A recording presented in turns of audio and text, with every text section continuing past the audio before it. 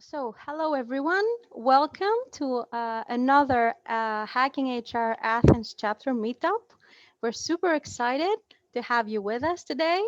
Where we'll just in the nick of of time, just right before the holiday season, we do one more meetup to connect with our community of HR professionals and other like-minded, people-oriented persons, and we're going to be discussing a super hot topic that I personally enjoy a lot.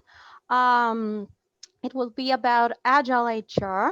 But before that, I would like to say a few words about our sponsor, which is Brick.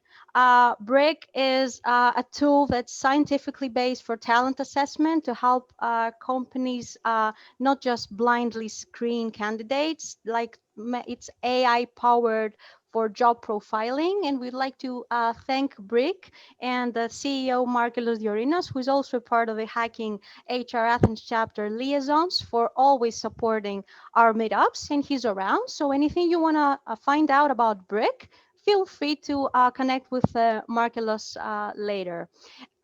This recording will also be available on Hacking HR's YouTube channel, and you can follow us for details on how to access it. And if you're interested for SHARM continuous development units, please be informed that this webinar does apply for one CDU, and feel free to contact me directly afterwards via LinkedIn to give you the code that you'll need to submit to SHARM for your CDU. So, I'm super excited to have with us today a very dear friend, an amazing person, an HR leader and global consultant, and a specialist. She's like the expert that I know of in Agile HR, industry recognized for leading collaboration and delivering creative, transformative, and award-winning change. Please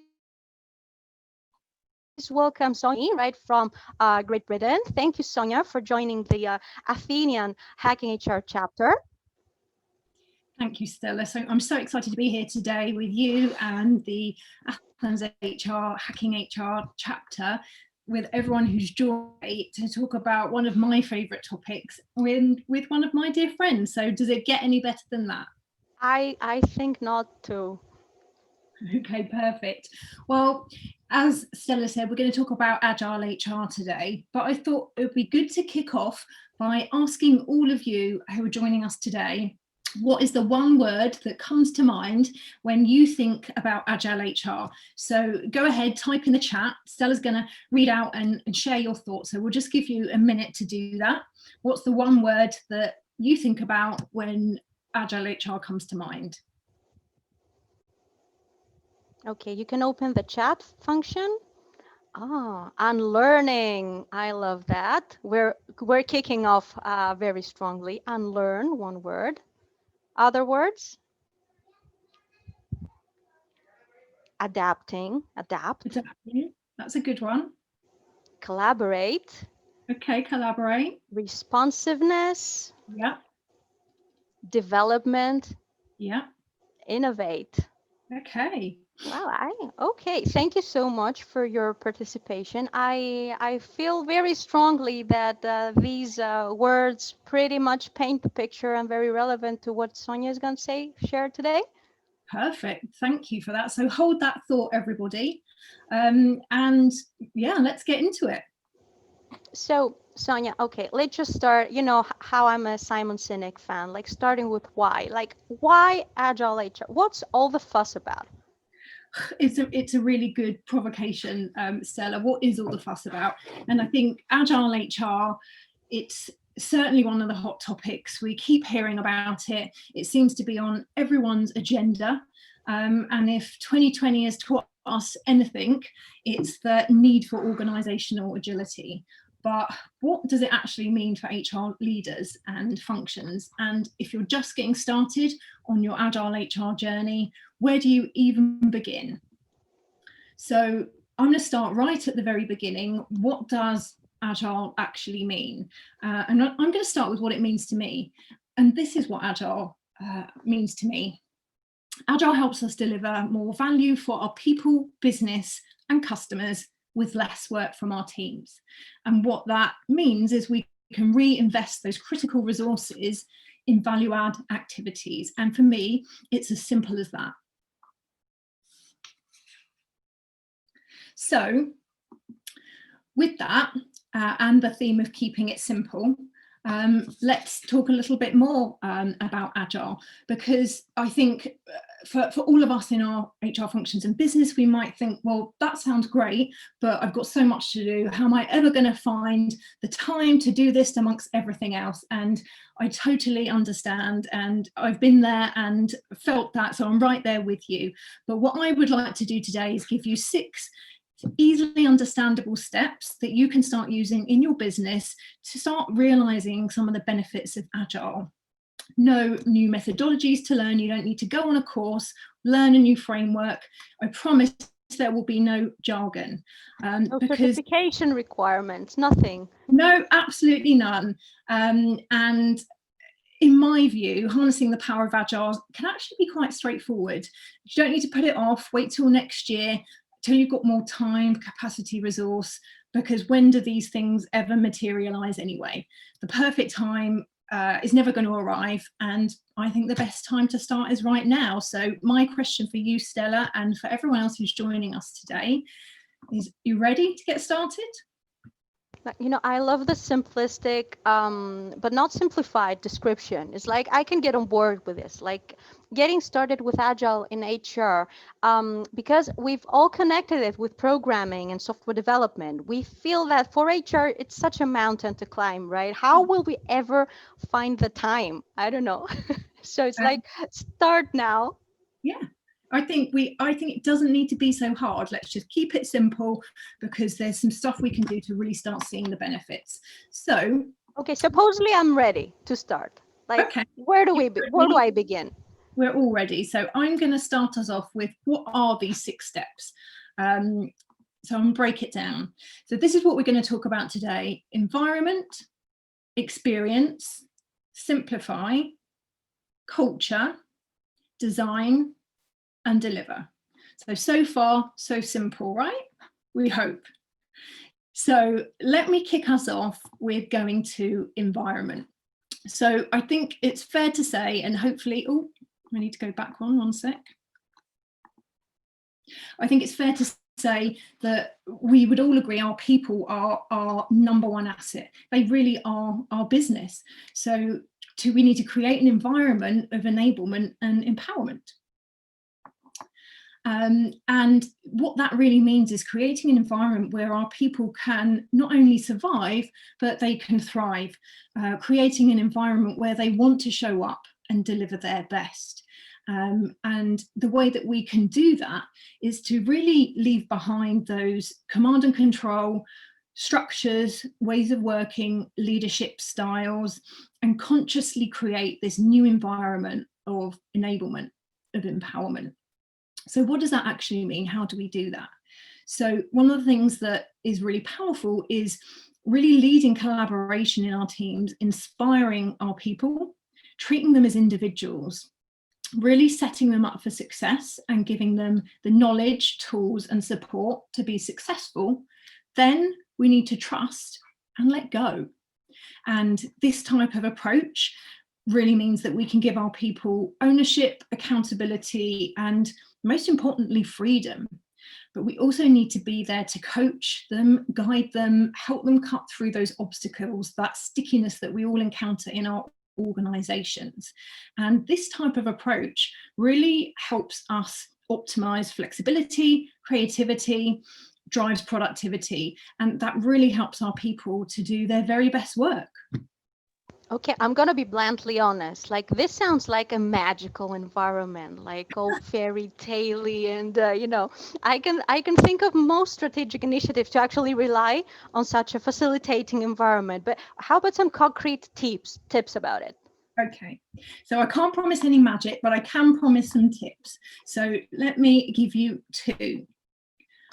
First of all, give your teams the tools and support to be successful. Then just let go. And number 2 of the tips here is provide coaching guidance and help them cut through those obstacles. So you're describing like a servant leadership style for the organization where you just, it's like I'm giving you the vision and you go find a way to achieve this. Like no command and control, no micromanaging over, deadlines. Right, Candace is micromanagement like the worst. It's like everyone and their uncle has experienced that. So this is as far as it can get from the agile mentality in HR, right? Yeah, absolutely. Okay, so what's next now? Where do we go from here? So from here, our next step is experience. We need to make the shift from process to experience.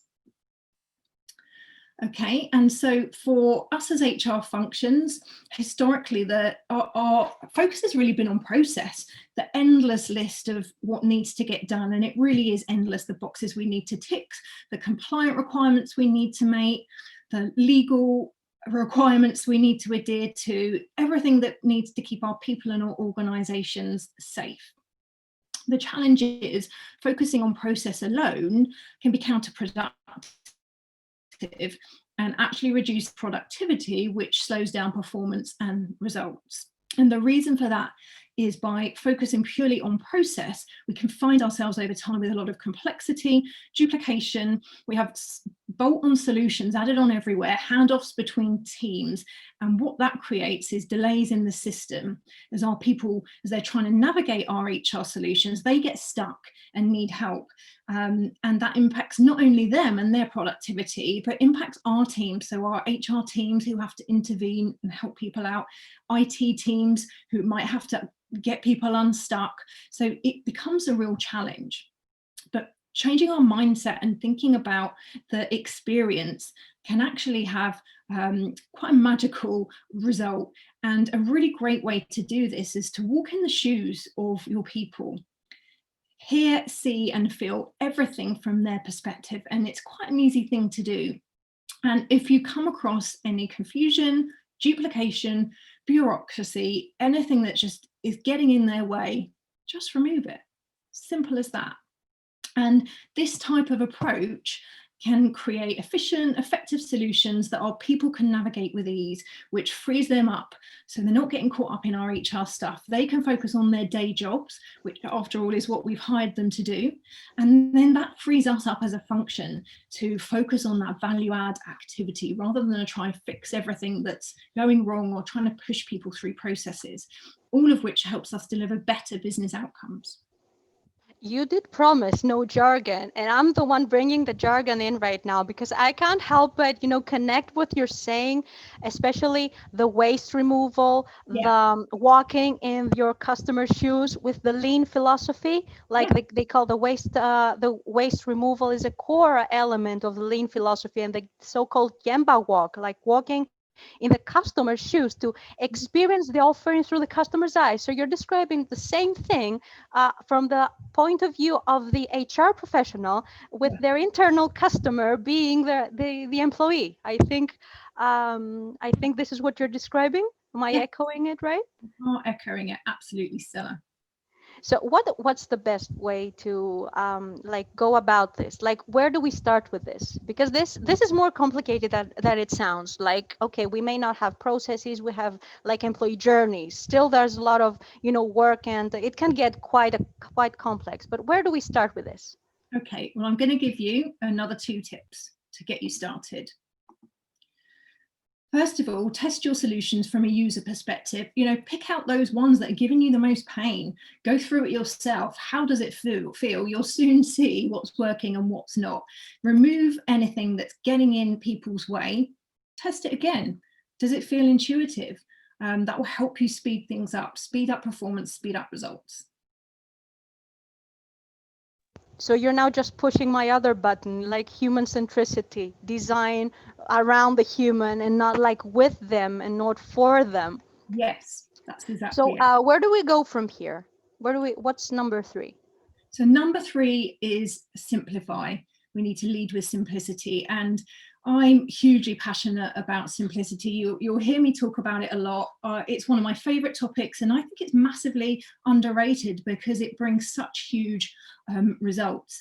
And for me, successful transformation is just as much about removing what you don't need as creating what you do need. And as HR functions, everything we do must add value, from our strategy, our projects, programs, right down to each and every process. And if it's not adding value, it's really got to go. And that sounds so simple, yet it can be the hardest thing to do, because we just have so much on as an HR profession. We want to do it all for our people, for our businesses. So we keep adding and adding all these amazing projects and transformations and pieces of change, but often we forget to start taking things away. And add to that all of the stuff that we've been doing forever because it's what we always do, or the pieces of work that we're doing because the board have asked us to, or perhaps we started a project ages ago, so we think we need to finish it, but maybe the landscape's changed and it's not going to add so much value anymore. So all of this can end up putting so much pressure on us and on our people, and delivering those quality outcomes becomes so much harder. But I've got a simple piece of advice that can actually have significant impact, and that is to just stop starting and start finishing. And a great way to do this is to really look at your landscape and hear, what are your people and customers telling you? What's your data telling you about their pain points and the issues it's causing them? And what's the value that you can add by resolving those? So prioritize these high value items, put aside everything else, mobilize your cross-functional teams to work together on those items, see them through to completion, and then move on. And that can really get your impact out there in your organizations. And what I've also found is that we carry in our businesses so much legacy complexity over years, policies, processes, ways of working, ways of thinking, limiting beliefs that might not be serving us anymore. All of the things we need to do, perhaps for legal, policy, compliance reasons.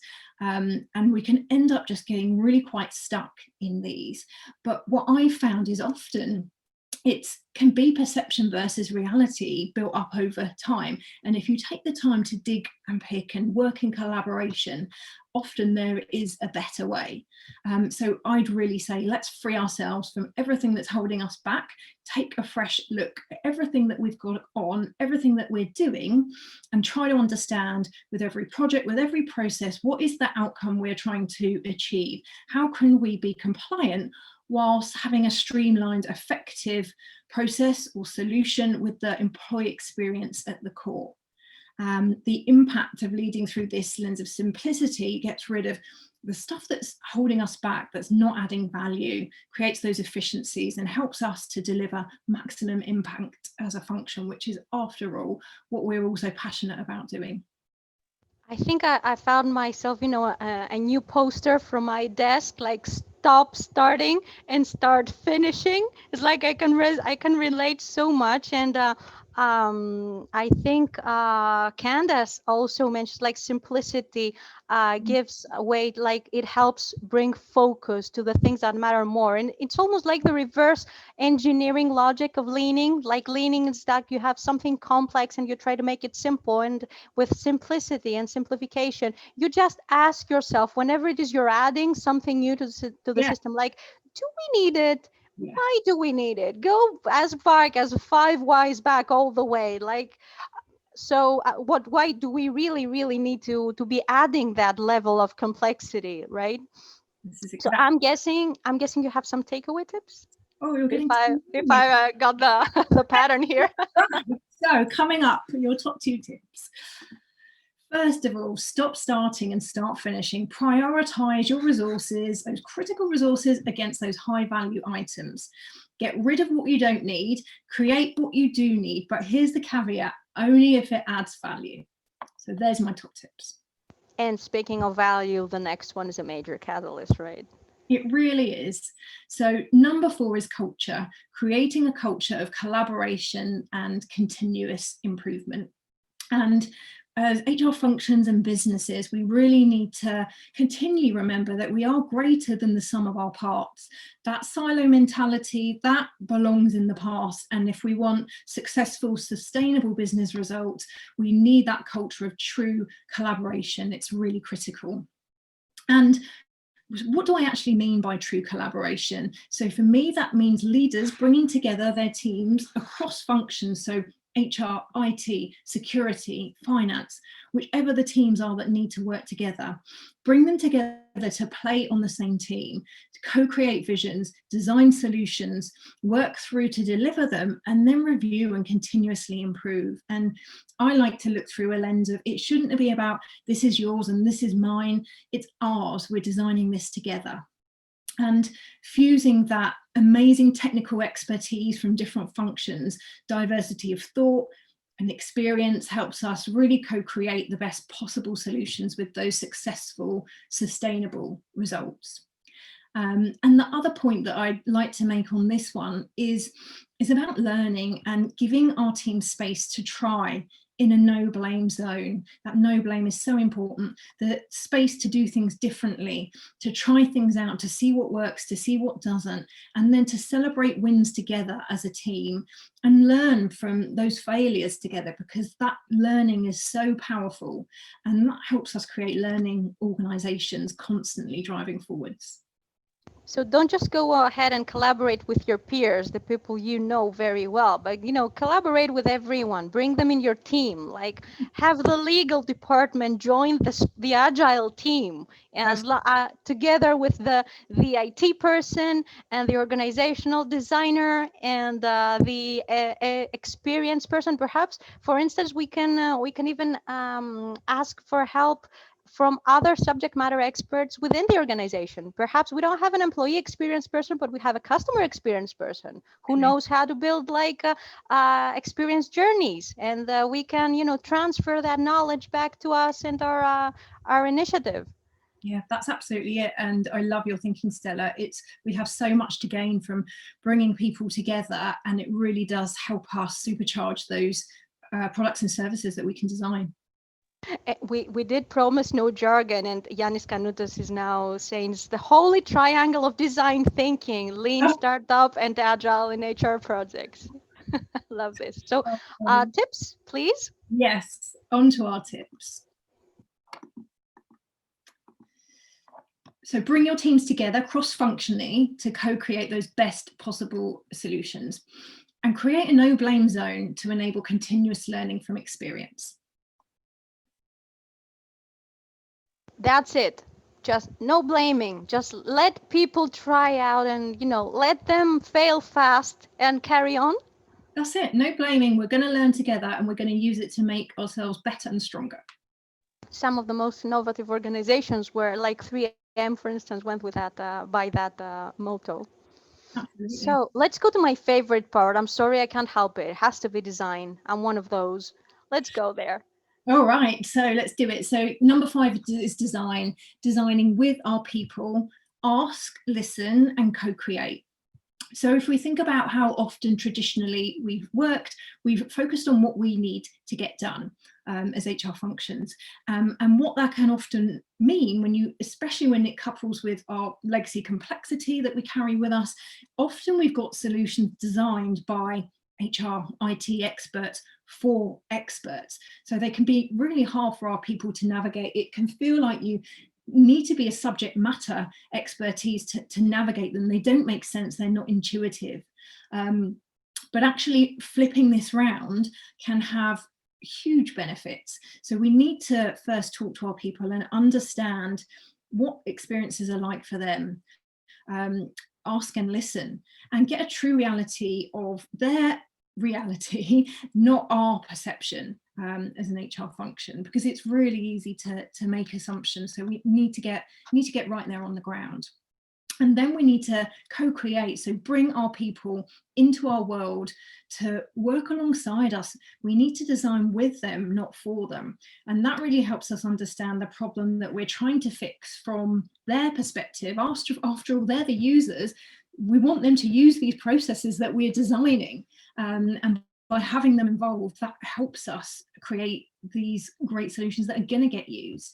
And what this also does, it means we can harness creativity and innovation, because we can bring that different view, that fresh thinking, into look at these problems. We can think outside the box, and ultimately it helps us solve the real business problems.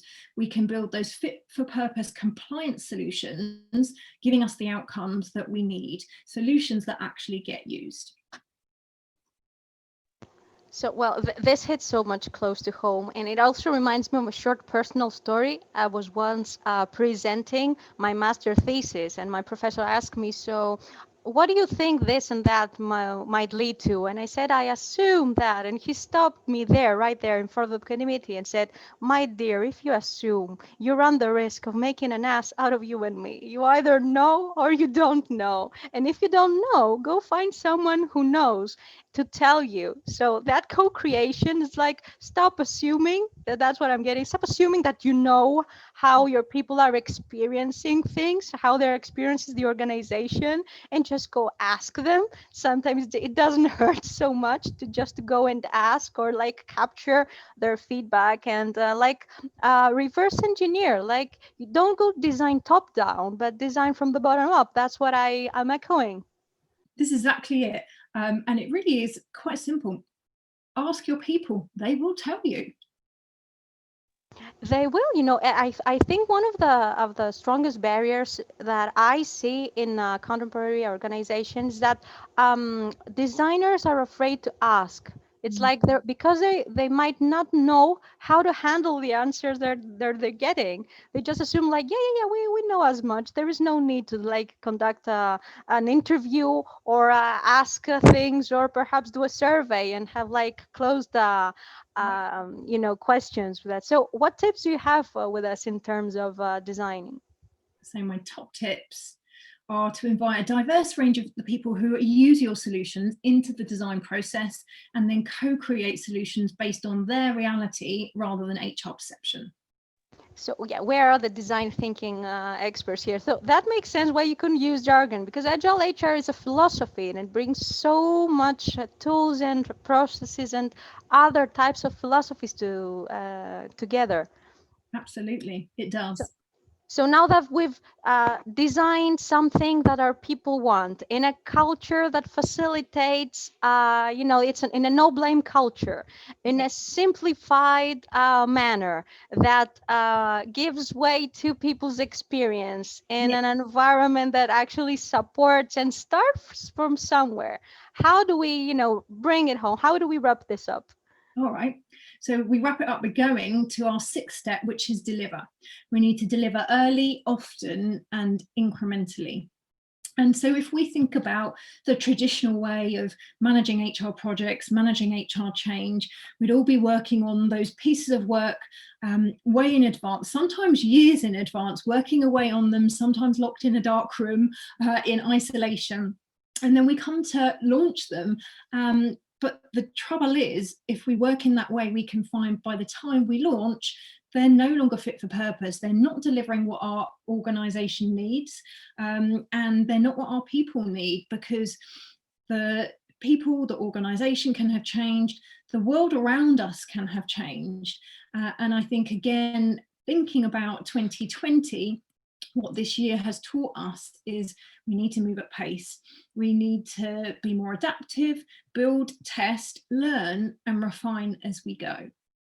And so what that means is iterating, releasing in stages, and using the voice of our people, data, and feedback to continually review, test, see how it's going, get some feedback. And what this means we're doing is solving the real business problems. We're delivering results quickly. So we're really getting the results out there and helping to build our credibility. But we're also mitigating risk, which is critical, particularly in these times. And the other point I'll make here is really being a data-driven function.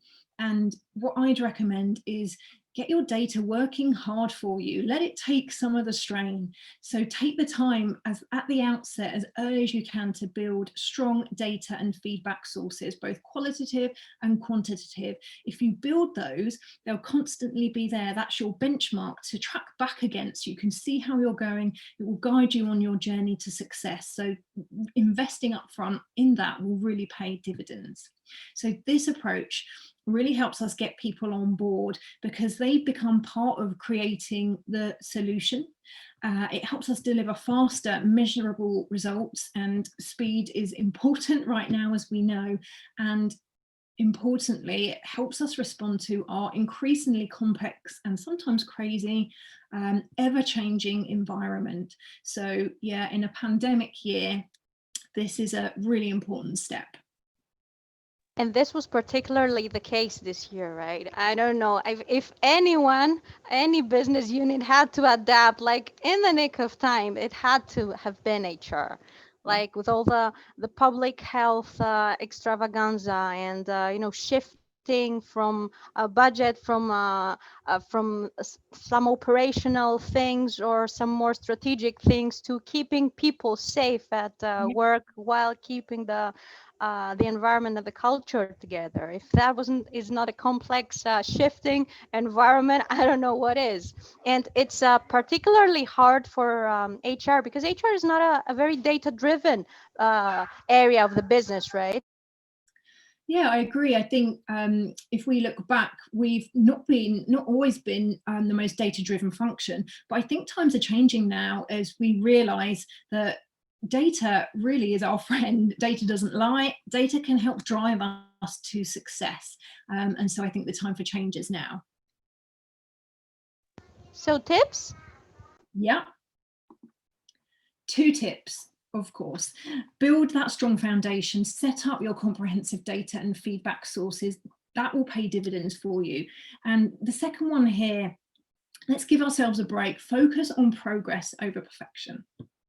Like like what you said earlier, like stop starting and start finishing, like bring something out, even the smallest thing, just let something out and build on that. Absolutely. So if we were to compare and contrast like traditional HR with agile HR, how would that look like? All right, so I'm going to bring this to life for you and look at everything that we've been talking about with my view of legacy HR versus agile HR, infographic style. So let's do this. So instead of big bang, those pre-planned launches, we're going to deliver incrementally. We're going to test, learn, and iterate. Instead of designing by experts for experts, we're going to design with our people. Then there's that silo mentality and resistance to change. But of course, now we know we need to really create that collaboration and continuous improvement. Legacy and complexity, all of that stuff that we deal with, that equals waste. Simplicity, as we've spoken about, that really brings us efficiency. And instead of focusing on process, what needs to get done, let's flip the switch and think about how it feels for our people and customers. And then finally, instead of that enforcing environment, hierarchy, control, separate teams, let's enable our people with small, cross-functional, accountable teams. I love the reflection, I love how they are depicted, but I'm an engineer and I can't help it. I want to have things like I feel more comfortable if I have like what you're going to say, I think. 1, 2, 3, 4, like where do I start as of tomorrow? Okay, so well, always like a plan too, and I like to tick it off as I go. So let's recap. Here is our 6-step action plan. Number 1, create that environment, enablement and empowerment. 2, shift from process to experience. 3, lead with simplicity, look through that lens. 4, create that culture, collaborate, continuously improve. Number 5, design with your people. Talk to them, listen and co-create. And number 6, deliver early, often and incrementally. So no budget. I don't see like go to the CEO and secure life of a million HR budget. Nobody does that. Well, I like it, Stella, because you're absolutely right. So much of what we talked about today, it isn't about budget, it's about mindset. If we get ourselves in the right mindset, there's so much that we can do. Budget doesn't need to be a barrier. So let's think about, if we follow these 6 steps, if we put this all into place and really start driving it forward, what are some of the results that we can expect? So delivering more value with less work. So our precious resources, we get to invest them in the stuff that actually delivers more value. So that's a win-win. It helps us create efficiencies, better employee experiences, and better business outcomes. Ultimately, delivering for our organisations a competitive advantage. So my question for you, Stella, and for everyone with us on the call today is, are we ready to do this? So let us know how you feel. Type in the chat, how do you feel in terms of readiness about implementing some of the Agile HR concepts starting tomorrow? Stella's keen to start tomorrow. So number 1, not really ready. Number 10, you're ready to do this. What's your number? Let's have a look, and Stella will read from the chat. Okay, this is exciting. Like, how ready are you? Like in the nick of the holiday season, amidst the COVID pandemic. Yana is a 6. Yeah, So okay, yeah. good. It's the positive side. Vasilis is right in the middle. Okay. Ida is also a 6. So we're still on the other management. Okay, so we're on the positive side. Sue is more ready. It's a 7.5. Okay. Michelle's ready. I think it's an 8. Good. Okay. So we've got a mix there, kind of middle of the road going. Neutral to positive side. It could have been like 1. I don't know where to start who I am, but it's from the average onward. Okay. So if we were to sum it up, like we start from anywhere whatsoever, and Yeah. we start small and build incrementally Yeah. by asking our people what they want, what Yes. delivers more value to them. It could be something so small we haven't even thought of it ourselves by assuming that we know what they're thinking. And before you go to your CEO and ask for $1 million in budget, like try shifting your mindset toward the things you can do with what you already have, rather than the factors that they may be in your way while you build up. Because it's the concept of agility, right? It's not like the framework per se. Absolutely. And I think you summarized it nicely there. Let's, not put ourselves under pressure. Start small, give ourselves a break. Use some of these concepts, start realizing the benefits. But remember, we don't need to do it all. Okay, I don't know about you, but I'm already inspired to start shifting some mindsets as of tomorrow morning at the office. How about some questions? Sonia is going to be around for a little while. So, do you have any questions for Sonia for what you've heard? You can type it in the chat, or please feel free to unmute and let us, connect and get to know you.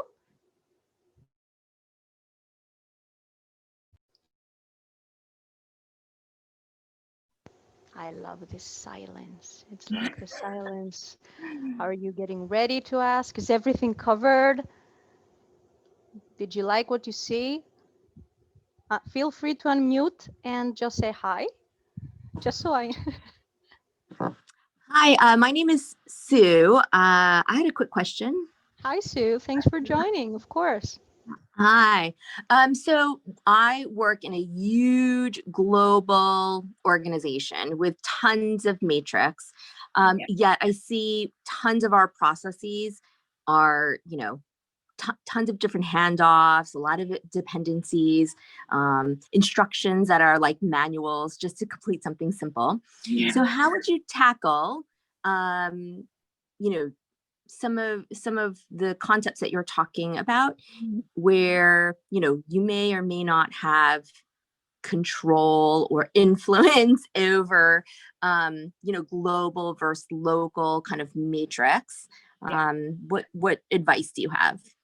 Okay, well, I totally feel your pain, Sue. I've been there in the large, complex global organisation with all of the stuff, so much stuff. I would say, the collaboration piece is key, because so often our processes cut across lots of different teams. And I would say there's strength in those numbers. Get people together where you've got those processes that are impacting your people, impacting the teams involved, and look at where you can start small. Start looking at where is the most pain, where can you just start working on some of these things, freeing things up, but also starting to help people look at things differently, start to shift mindsets. And that's what I've loved coming from a large, complex global org. I think once you start some of this ball rolling and people start to get it and think differently, I've seen them start to then drive their own change, which I find is really exciting.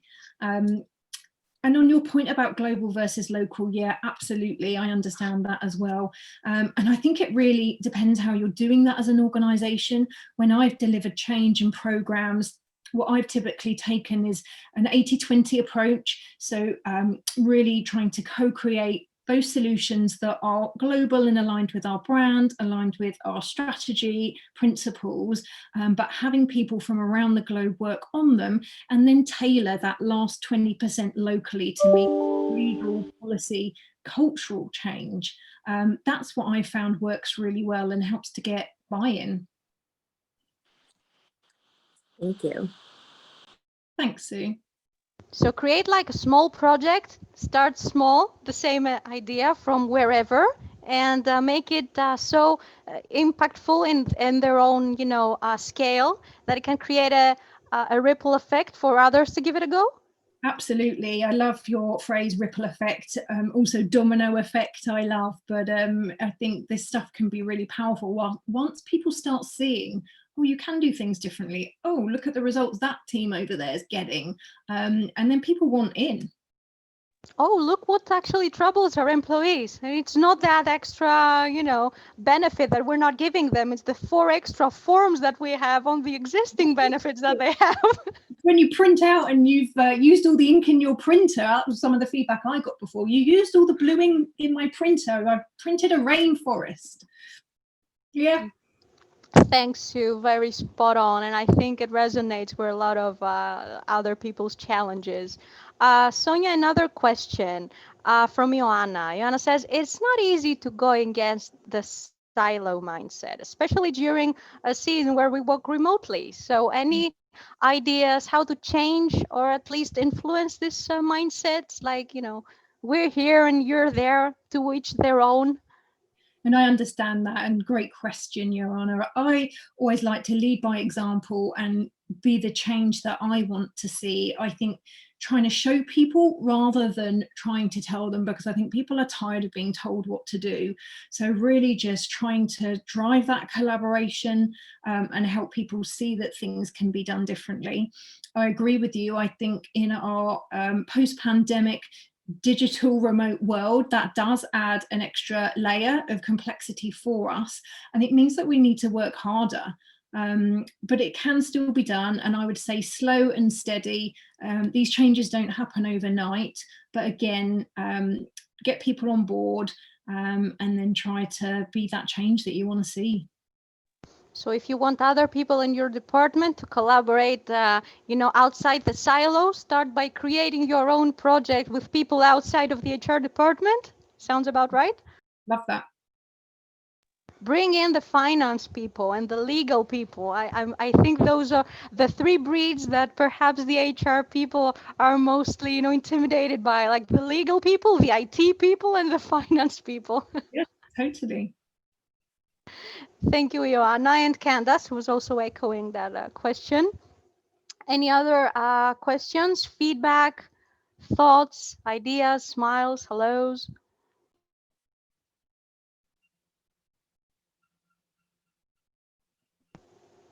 I'm very comfortable with silence, just so you know. I think it's a very creative way to induce action.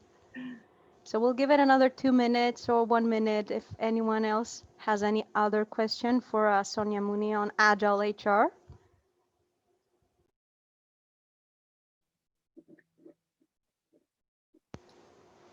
All right then. Thank you. No more questions then. If anything comes up, feel free to contact me or contact Sonia directly on LinkedIn to ask her the question that may pop into mind. I would really like to thank you, Sonia, for today's very, very insightful and very warm talk. And thank you for not bringing in the jargon and allowing me to bring in all the jargon and the certifications and the methodology. So thank you for being more of the. Oh, give me a second, Sue. I'll ask. I'll ask. So thank you for bringing the insight and for sticking to the mentality. Like it's start with yourself and with the mentality you wanna, you wanna see materialize and actually be the change. Yeah. So Sonia Sue is asking if you're sharing your deck. Yep, happy to share the deck. We can share a PDF version and get that out to you. Alrighty then. I will make sure to send this over to our guest today. I would also like to thank, apart from my dear friend Sonia, our sponsor for today, Brick, and our Athens Hacking HR Athens chapter liaison, Markelos Diorinos, from Brick. Brick is an AI tool helping predict job profiles, like helping you select better people for your work. I think they are doing a fascinating line of work, and they're always supportive of the community, organizing the backstage of everything you're seeing today. So thank you, Markelos. Feel free to contact Markelos. He's on my left side. That's how I see it. So feel free to contact this person if you want to find out more about Brick. And if you are gathering for SHARM CDUs, please contact me on LinkedIn so I can send you the special code. You'll be registering this webinar on SHARM to get your one continuous development unit. And having said that, I would like to thank each and every one of you, right in the nick of the vacation period, and I missed the COVID extravaganza, for being here today with us, to be Let me take the open-minded turn enough. as well, Stella, and Sure. starting with Sonia. Thank you so much, Sonia. This was so exciting. Can HR be exciting? Hell yeah, Yeah. it can. So this was a great, great presentation. And I love how you pointed out the need for action. You don't have to wait for a year, a month, for better days, for this pandemic to go over. I hope it's the first and last pandemic that we're going to live through. So, but having said that, there's always something that keeps us from implementing something better. So this is great. Also great thanks to Stella, who keeps organizing Hacking HR in Athens. I think she's the face and the soul of the Greek chapter. And anyone who wants more information on Brick, we love making hiring more efficient, more diverse, and more effective. Feel free to contact us, and you can visit our website to book a demo, or even start a free trial and try it out yourselves. Hiring doesn't need to be hard. It can be easy and fast and diverse. So these are all things that you can have today. See all the many things that you can get out of today's session. This is awesome. Thanks again to everyone, and have a great holiday season. Thank you, Marcellus. And this is recorded and it will be uploaded on Hacking HR's YouTube channel for you to see on demand, visit again, or share with other colleagues who might find this interesting. Thank you so much, Sonia. Thanks for everyone who attended and for your active participation, and see you again in 2021. Thanks, everyone.